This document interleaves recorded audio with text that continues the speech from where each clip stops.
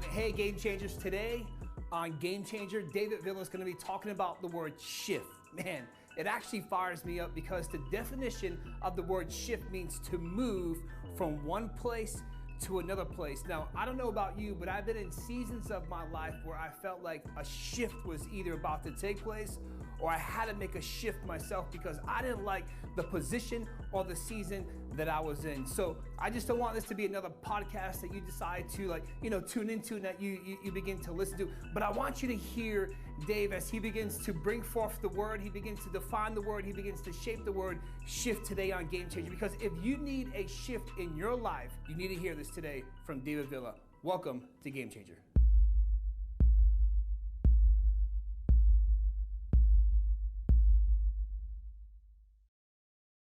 All right, Game Changers, what's up? This is David Villa. I'm here. It's Wednesday, and we're going to talk a little bit about shifting today. We're going to talk about shifting today.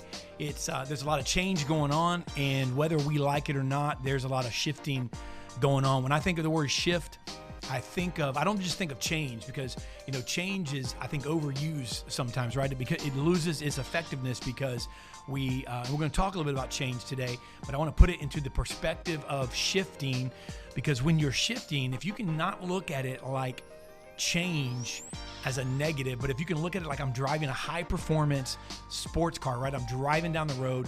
And if you remember, some of you maybe have never driven a manual shifting vehicle, but if you have, right, you're driving a high performance sports car, and when you stay in the same gear too long, the RPMs shoot up, and even though there's power, it's not connecting through all of the cylinders. It's not connecting through the entire mechanism, and it's slowing you down. And and if you're not careful, you're redline, right? So shifting allows you to expand your capacity to do more. So we're going to talk a little bit about shifting. And there's a change, right? There's a change. And I believe that, we can stay the same, we can go backward, or we can move forward. But if you're moving forward, then I have no option but to shift, right? The word shift, I want to just I'm a definition guy. I want to go over the definition of shift. And let's talk a little bit about what it means, right? I want to put it into the perspective. So the word shift is to exchange for, right? Or replace by another, change, right? That's the word shift. So I'm going to exchange. So here's the thing. You can't really exchange something or replace something if nothing's there, right? It's not putting something, you're not shifting if you're putting something into an empty space or a void space, right? You're shifting when you're replacing something or exchanging it. So I look at it this way, right? I cracked my new iPhone recently, right? And with all of the corona going on, I know you can mail them in and so forth. Let me tell you something. I've had this for a couple of weeks now, 3 weeks this way. Normally, I wouldn't have it for 3 minutes. But with everything going on, I've just kind of dealt with it. But I'm going to take this, right? And I'm going to exchange it.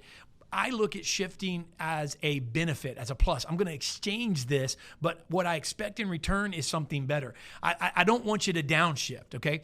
Sometimes you got to downshift in life to go forward and to move forward. But I'm going to talk a little bit about shifting forward, right? I'm going to talk about shifting into the gear that is in front of you. And so you're going to exchange or replace. And the second part of the definition is to change the place or position or direction of. To change the place, position, or direction of, right? Move. So let's talk about it this way. To make a change. To make a change. We're going to shift. And let me give you a quote that I think will really put it into perspective. Shifting can be painful, but it is also necessary. Let me give it again. Shifting can be painful, but it is also necessary. I remember a story when I first started driving.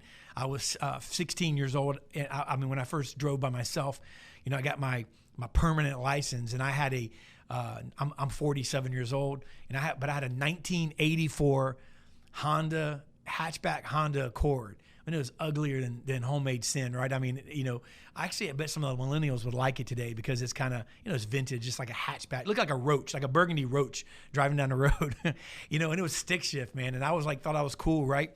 And I remember I was at an intersection, fairly major intersection, and many of you that have driven a manual vehicle, can relate to this. But I was in the front of the red light, and there were probably 6-7 cars behind me. And here I am, man, thinking I'm cool, probably playing some music, had my windows down, trying to see if there's any, 16-year-old girls around or whatever. I thought I was the stuff, man. I'm driving, right? And I'm sitting in the front of this red light, and I thought I had it in first gear. Have you ever done that before? Come on. Some of you guys that have driven a manual. So here I am in the front of the red light, and it was in the up position. So the light turns green. I step on the gas, and it sputters, and it stalls. And I'm like, oh, man. And I start panicking because I'm 16 years old. So I turn it on again, kept it in the same gear, pressed my foot on the gas really hard, and it went forward another 10 feet and sputtered. By this time, I'm sputtering out in the middle of the intersection. There's people behind me beeping. I'm nervous as a long-tailed cat in a room full of rocking chairs, man. I'm freaking out. I'm like, oh my God, what am I going to do? I'm thinking people are behind me. I don't want to disappoint anybody. And what if the light turns red and I'm in the middle of the intersection? I'm going to get hit. And all of a sudden, it dawned on me that I was not in the right gear, right? I was in third gear. Have you ever been at a dead standstill, right? Trying to be in fifth gear or third gear, and maybe it's in the up position, but you're trying to skip some steps. So shifting is necessary. It can be painful, but it's necessary. So when I put it, long story short, to get to the end of the story, I didn't die. I shoved it into first gear, right, and realized it, and then hit the gas. Let me tell you something. I shot out like a rocket, man, and I'm like getting out of there as fast as I can because I didn't want anybody to see me. I was embarrassed. But shifting is necessary, but it's painful, right? But here's the deal. It's part of life, and it's part. And so right now it's a perfect time to really view this because we're in a season of change. We're in a season where whether you like it or not, you wake up every day and you're in a season of change. And ironically enough, if you've ever seen the movie Groundhog Day, it's like you're waking up and it's the same thing going on, or maybe you feel like, you know what, maybe this is going to be over today, and it's a lot of the same day repeating itself. But in reality, although you're walking through a very foggy Groundhog Day repeat season, it's still more shifty and more change than ever before. The seasons around us, the area around us, the nation around us, everything, your family, everything's changing around you. So change and shifting is necessary, right? So let's look at a couple points here. Number one, change is a part of life. I want to say that again. So change is a part of life, right? So let's look at it this way. As we go through changes and transformations, right, we leave what we were so that we can become what we are. I'm going to say that again. You got to get this down in your spirit and your heart. As you go through changes and transformations, you leave what you were so that you can become who you are. And what do you mean, David? I mean, what do you mean who I am? Right now, I'm unemployed, or right now, I'm not doing too well, or right now, my family's going through struggles. Right now, my marriage is on the rocks. Right now, my finances are hurting. Right now, I'm not sure what my business is going to do. Listen, I'm not talking about that everything's feels good, right? Or there's a lot of peace going on maybe. But I'm saying this, that there's transformation going on, and where you were is where you were. So what you are is not what you're going through. I'm going to say it this way. What you're going through is not who you are. That doesn't define you. God said this is who you are, and that's who you are. Amen? So when we go through changes and transformations, we leave who we were so that we can become what we are. And I want to tell you, there's some people that need to understand that for such a time as this, God's put you and appointed you and placed you in a season. He's given you a voice of influence for such a time as this. He's put you in a season that maybe is uncomfortable for such a time as this. He's given you a word to speak to those around you for such a time as this. So the difference between a butterfly and a caterpillar is simple. Change. We talked a couple of weeks ago on Game Changer in a different way about caterpillars and butterflies. We talked about the 4 seasons. We talked about the fact that there's the larva, right? We talked about there's a caterpillar. Then we talked about the fact that the caterpillar goes and puts himself in a cocoon and builds it around it and goes into a season of silence. And then the 4th stage, it becomes a butterfly. The difference between a butterfly and a caterpillar, stage 2 and stage 4, is simple. It's change. Because the caterpillar, when it was the larva, right? So some of you think, well, wait a second, I was born to be a butterfly, but and all you feel like is an egg. All you feel like is you're just a larva, right? You're just a big chunk of egg. There's nothing going on. There's no promise. You don't see it. You don't feel it. You're not getting the warm and fuzzies. You're just an egg. Somebody is in stage 2. I'm called to be a butterfly, but I'm a caterpillar. And caterpillar. I'm so close to the ground. I'm getting dust kicked in my mouth every day by everyone around me. And I'm the lowest of the low. I'm down on the ground when all the butterflies are soaring above me, and here I am, built to be a butterfly, but I'm on the ground. And so the difference in the butterfly and the caterpillar is nothing but change. Change or shifting is the difference. So if you're a caterpillar, here's the good news. God didn't call you to be a caterpillar. Every caterpillar becomes a butterfly. Come on now. Every caterpillar becomes a butterfly. And every butterfly used to be a caterpillar. You weren't called to be a caterpillar. In this season, you are a caterpillar. So use the word that God placed in your mouth and understand that shifting is taking place all around you. Don't fear, listen to this, your cocoon. Don't resist it. The process will lead to progress. Don't fear your cocoon. I don't like small spaces. I don't like, clamped spaces. I couldn't, I couldn't be a person that climbs in ductwork. Like if you're an air conditioned person, man, God bless you. I'm not going to climb in any kind of ductwork. I'm not the guy that's going to climb down in a hole or in a sewer. I'm just not going to go into small, dark places like that. It kind of freaks me out. A little bit of claustrophobia there. But so when you're in a cocoon, it's a place that's it's a place of silence. Some of you came out of a caterpillar stage, and you're just getting the taste of dirt out of your mouth because you've been kicked in the face and you've been stepped on and you've been discarded and you've been flicked to the side. And then thinking, man, here I am, I'm finally going to get my shot. Then all of a sudden, this situation hit, and now you're in a silent season. You're in a cocoon stage. You're in a place where you're just hanging there. You're just hanging there in all this potential and all this talent and all this promise and all these dreams and all this word that God's placed in your life and all these prophetic voices around you and all of this potential. And here you are in a cocoon, just hanging there. Come on, you just feel like all I've been doing is hanging there. I'm going to tell you that don't fear your cocoon. Don't curse your cocoon. Don't downplay your cocoon. Don't minimize your cocoon. Don't resist it. The process will lead to progress. Come on now. Let's look at a second point here. Why do we fear change? Why do we fear change? First of all, understanding the first point, change is part of life. And then the second point, why do we fear it? If it's part of life, why do we fear it? We as people are terrified of change. Why? We don't like it. Come on, we don't like it. We like comfort. We don't like getting outside of our comfort zone. I mean, you are an expert and a pro at your comfort zone. It's comfort food, comfort zone, comfort TV pro. I was telling somebody the other day, my family is really big on the show Friends, my kids, and we just love it, right? And I was telling somebody the other day because, those of you that may not know this, it may not mean anything to you, but it's not on Netflix since the end of last year, and HBO Max bought the rights to it, but they don't launch it until May. So there's been this 6-month void of Friends. And listen, during the time when you got to stay home, you got to watch something, right? I mean, Friends is kind of a cool thing to watch. So I went on Amazon and bought it, even though it's going to be released. And, my wife was like, well, it's going to be released next month. I was like, yeah, okay, but it's comfortable. It's kind of a comforting back to norm, right? There's comfort shows. You got your go-to show. You got your comfort food. When you're feeling stressed or you're feeling lonely or you're feeling a little bit abandoned or you're feeling a little bit on the edge, you got your go-to comfort food, right? Comfort zones are something that we are experts at. We know every nook and cranny, every corner of our comfort zone. We know what's under the bed. We know what's behind the dresser. We know what's in the closet, back in the corner, in on the second shelf, because we as people don't like change. Why? Because change is something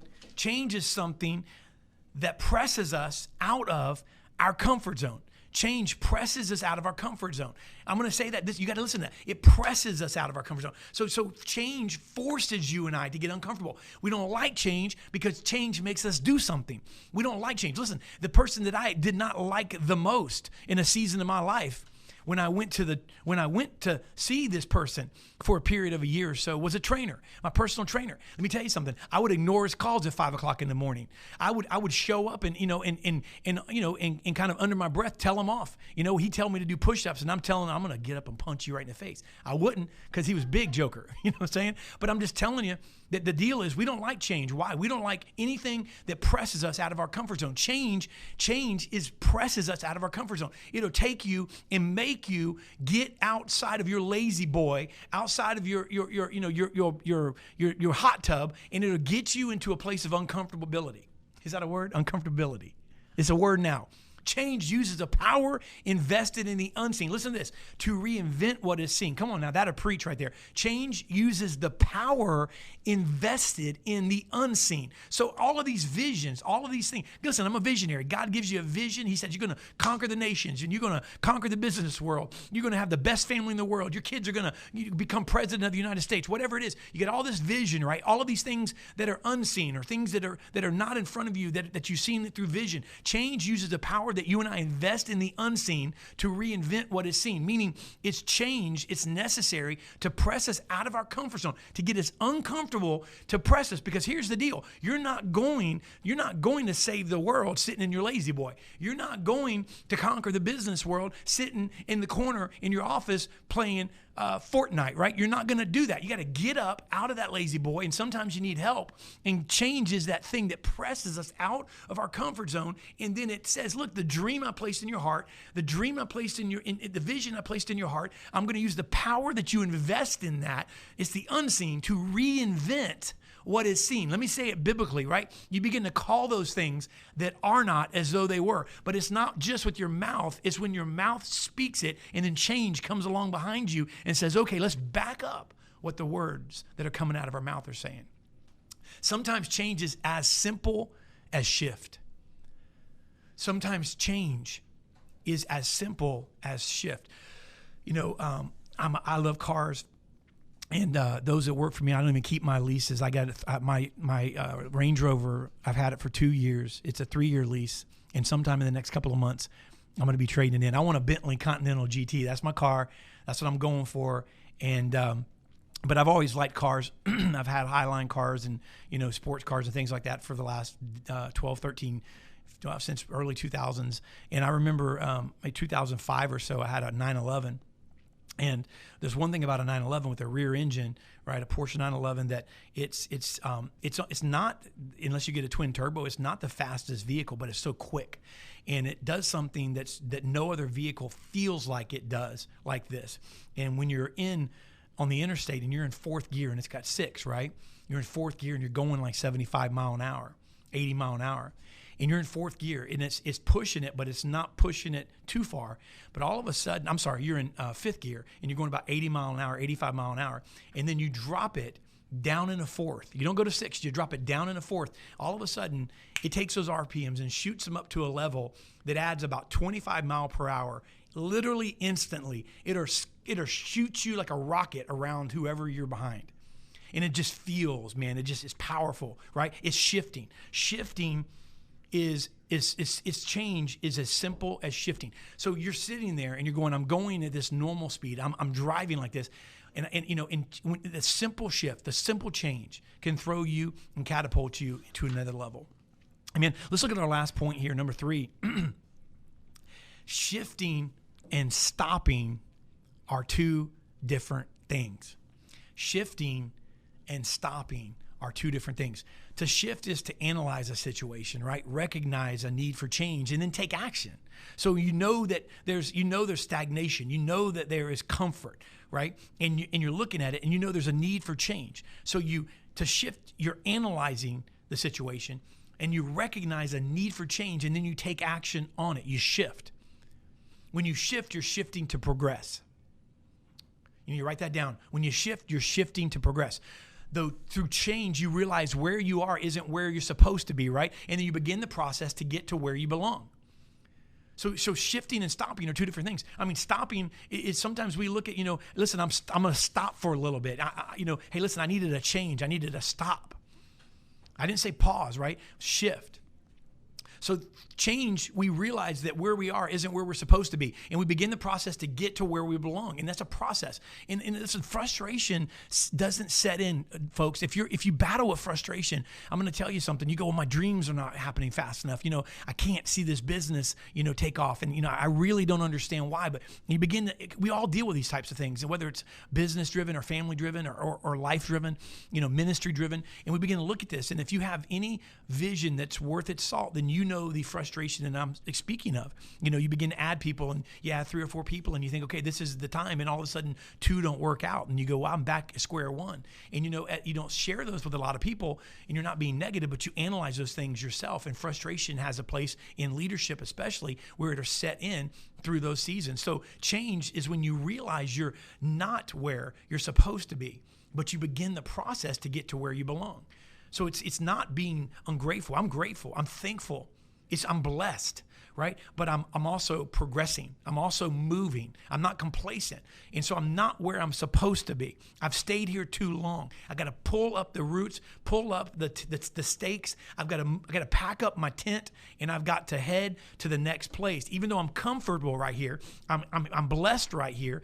I've got to. There's blessing here. I feel it. I sense it. Man, I tell you what, there's a season of blessing, but God's calling you to a new place beyond where you are, and he's calling you into a season that might be uncomfortable. It's shifting, but you still got a couple of gears left. What if all that you ever prayed for is just around the corner? Come on. What if all you've ever prayed for is just around the corner? And let me just say this. You go, Dave, I was clipping along January and February, I was going, and I was in 4th gear, and then January, and then I shot up to 5th gear, man, the beginning of February. Then all of a sudden I'm getting ready to hit 6th gear, and then the coronavirus hit. This whole thing, and it's just paused me.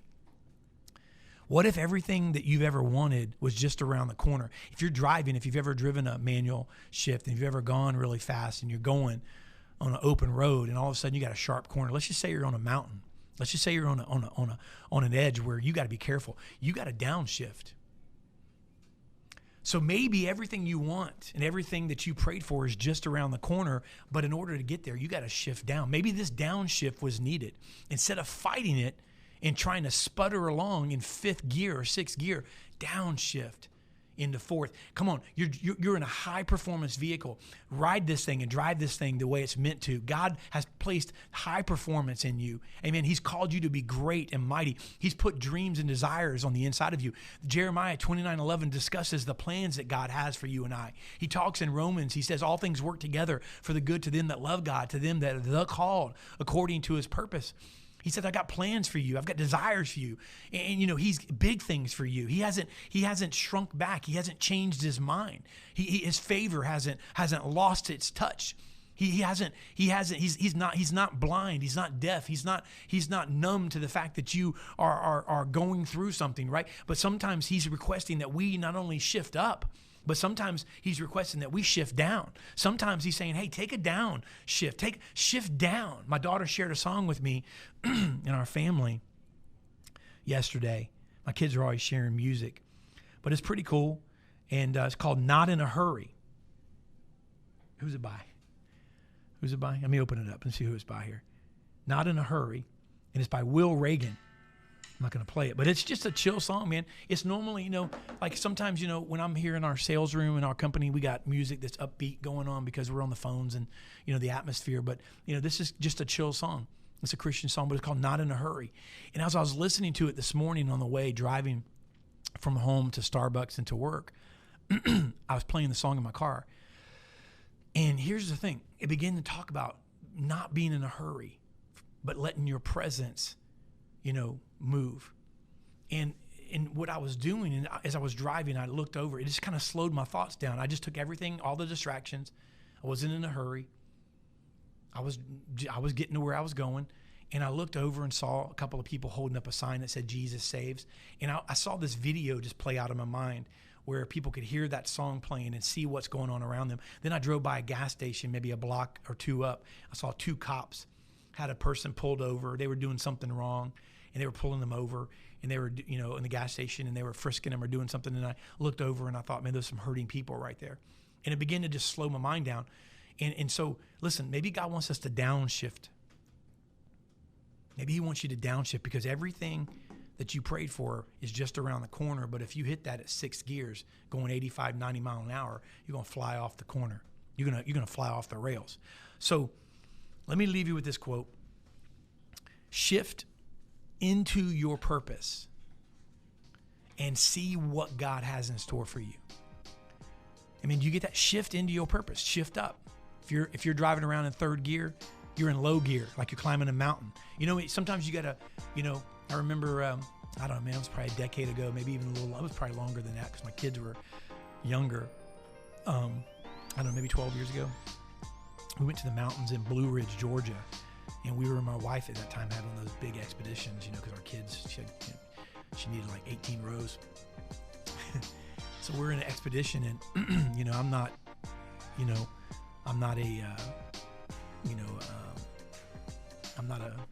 outdoor. I'm an outdoor guy. It's like fun, but I'm not like a fix-it kind of person. You know what I mean? So I don't know anything about cars and tires and what's required if you're going up in the snow on a mountain. And so we're going up the hill. If you've ever gone to one of those cabins, when you get there, they're all like on a hill and it hangs off a cliff. And we go up this driveway. It's like this, and all of a sudden we get up like halfway, in the car just locks. And everything, we just start sliding backward, and we're on a driveway that's like a little wider than the car. My wife is freaking out. She threw herself on the floor, like panicking. I'm sliding backward, going, God, it won't like let you steer. My kids didn't really know what's going on, and I'm thinking we're gonna fall off the side of this driveway, And we slid down, and then here's me. I put it. She's like, "Don't you do it again." I said, "We got to get up there." So I back up, and I put it in a lower gear, and I get a little traction, and we make it up while she's panicking the entire time. Telling me to watch out. But here's the deal. The point is, you might have to drop it in a lower gear when you're going uphill. but when you're not going uphill, see, somebody needs to hear this. You need to take it out of low gear because you need to put your foot on the gas, and you need to put it into a higher gear because you're too cautious. And someone else needs to hear, hey, listen, you're driving 1,000,000 miles an hour, and you need to shift down sometimes and learn how to utilize the machinery that God gave you. Come on, this is a preach. Look, I'm done. So shifting into our purpose so that we can see what God has in store for us. I mean, that's powerful stuff. I want you to comment below. Share this with somebody. We're also going to put the Game Changer group, as always, in the comments. So we'd like to invite you into the group. Over 5,000 men and women who encourage each other, lift each other up. But change is inevitable, so let's embrace it, right? Change is never something that says, hang in there. But change is always says you can do it. It never says hang in there. That's not change. The voice of change doesn't say, there's a place for hang in there, but that's not change. Change says you can do it. Change is always looking, it's never looking for a stopping point. It's always looking for the next launching point. Change is always looking for the next launching point. Change is heartfelt, right? Change will cause us to get uncomfortable. Change is here to stay. It's inevitable. It's always happening. I love you guys. I appreciate you. Father, I just pray blessing over everyone watching right now. God, I just pray that you help us to embrace change, God. Help us to shift down, shift up, Lord. Help us to get uncomfortable and, God, walk in the season that you've placed in front of us, Lord. And we just give you all the glory and honor in the mighty name of Jesus Christ. Amen. All right, guys, thank you so much. I hope you have a great week.